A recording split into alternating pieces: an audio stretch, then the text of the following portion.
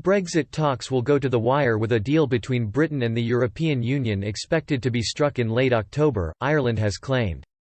Foreign Minister Simon Coveney said the two sides would fail to reach an agreement in every area of the negotiation. He claimed it would be totally realistic to reach a deal on all 11 subjects being discussed between Michel Barnier and David Frost. But Mr. Coveney said a free trade agreement, which eliminates tariffs and quotas, is possible given the very short period of time left to strike a pact. He said, very little progress has been made. I would be naive to say a no-trade deal isn't possible.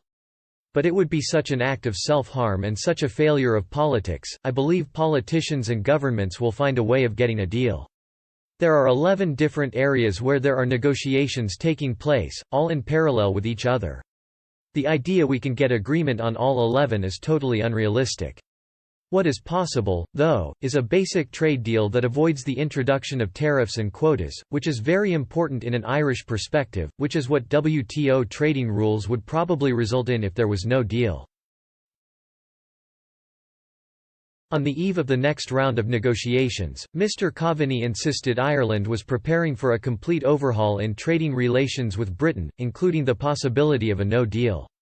He said, "I'll bring a fairly big memo to government in relation to where Ireland is at in terms of our preparedness for whatever outcome may happen in the autumn, whether it's a worst-case scenario, which is no trade deal Brexit, or not, we have to be ready just in case or other variants of that."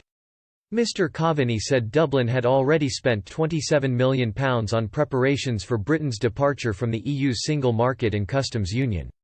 Mr. Frost, Boris Johnson's chief trade negotiator with the EU, will hold informal discussions with Mr. Barnier on how to break the Brexit deadlock. Talks will run until Thursday, ahead of a full negotiating round later this month. The Prime Minister's spokesman said, "The talks this week are slightly more informal in nature. This is a chance to have some further discussions and see what progress might be made."